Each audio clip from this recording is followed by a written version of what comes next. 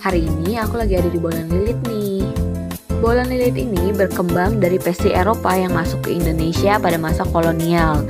Lalu di Bandung, bolan jadi salah satu oleh-oleh khas yang terkenal. Seiring perkembangan zaman, muncullah inovasi bolan lilit dengan tampilan yang lebih kekinian. Kalau dilihat, bolan lilit ini punya bentuk spiral atau lilitan yang bikin tampilannya lebih modern dibandingkan bolan biasa.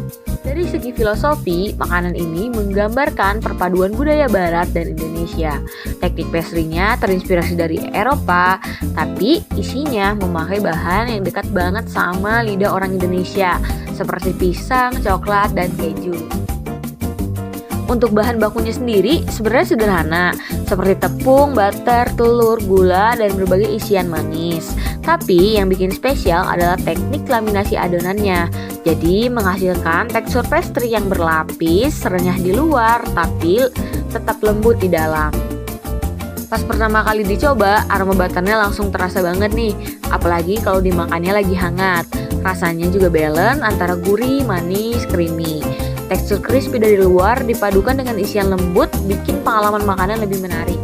Dari sisi penyajian, menurut aku bolan lilit ini punya nilai jual tinggi karena visualnya cantik dan premium. Bolan lilit menunjukkan bagaimana kuliner Indonesia terus berkembang dengan inovasi baru tanpa meninggalkan identitas lokalnya.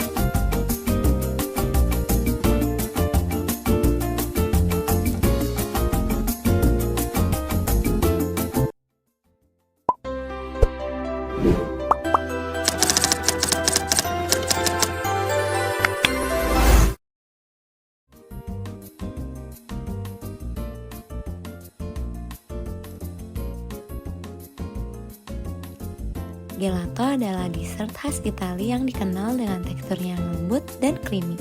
Dari segi histori, gelato sudah ada sejak zaman Renaissance di Italia. Untuk ingredientsnya, gelato dibuat dari susu, gula, dan bahan alami seperti buah atau coklat. Proses cooking metodenya menggunakan teknik churning, sehingga teksturnya lebih padat dibanding es krim biasa. Dari segi taste, rasanya lebih rich dan intense. Serving style-nya disajikan cantik dalam cup atau cone. Dalam tradisinya, gelato biasa dinikmati santai bersama teman atau keluarga. Dan dari sisi nutrisinya, gelato punya lemak lebih rendah dibanding es krim biasa. Makanya, gelato bukan cuma dessert, tapi juga bagian dari budaya kuliner Italia.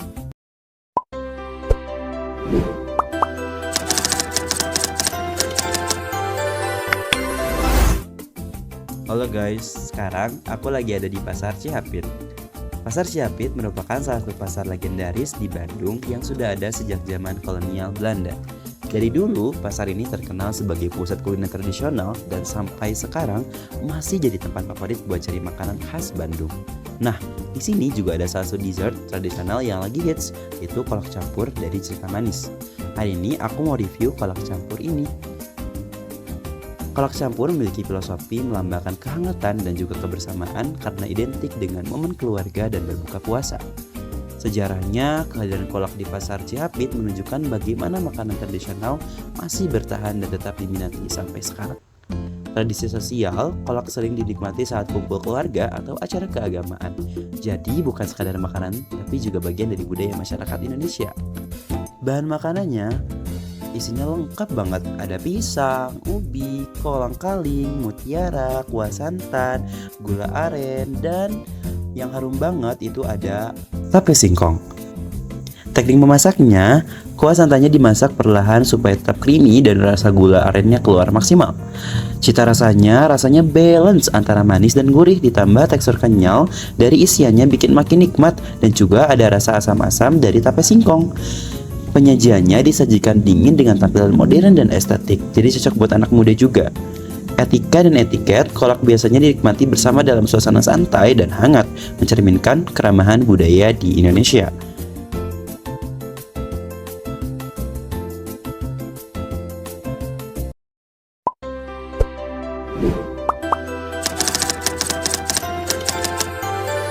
Beralih ke sekoteng ronde yang ada di Manis Manja. Nah, sekarang mari kita bedah komponen gastronomi di baliknya. Secara filosofi, ronde yang bulat melambangkan melambangkan ikatan keluarga yang tak terputus. Sejarahnya adalah bukti akulturasi di mana tradisi Tionghoa bersatu padu dengan rempah asli Nusantara. Bahan bakunya sederhana, yaitu ada jahe, tepung ketan, dan gula. Melalui teknik pembakaran jahe dan pengulenan manual, mampu menciptakan kuah yang pekat dan bola ronde yang kenyal sempurna. Secara nilai gizi, ini bukan sekedar cemilan, tapi ramuan herbal untuk meningkatkan imun dan menghangatkan raga. Untuk rasa dan aromanya ada di campuran pedas manis dan wangi pandan. Etikanya dinikmati dengan seruputan kecil untuk rasakan setiap tetes kehangatan jahe yang otentik. Jika kalian berada di Jalan Cihapit, yuk cobain.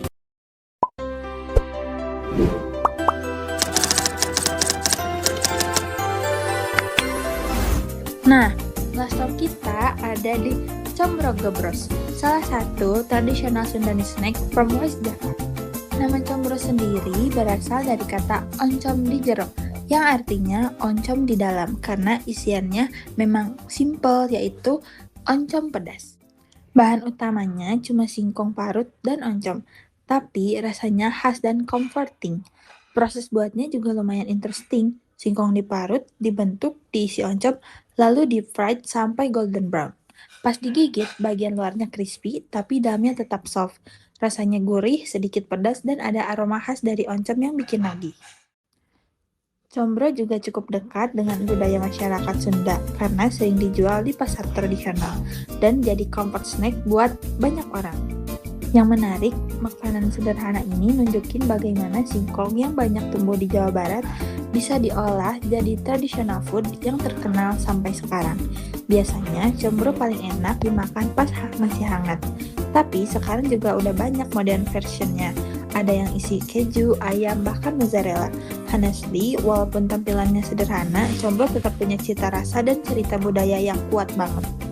Sekian, terima kasih.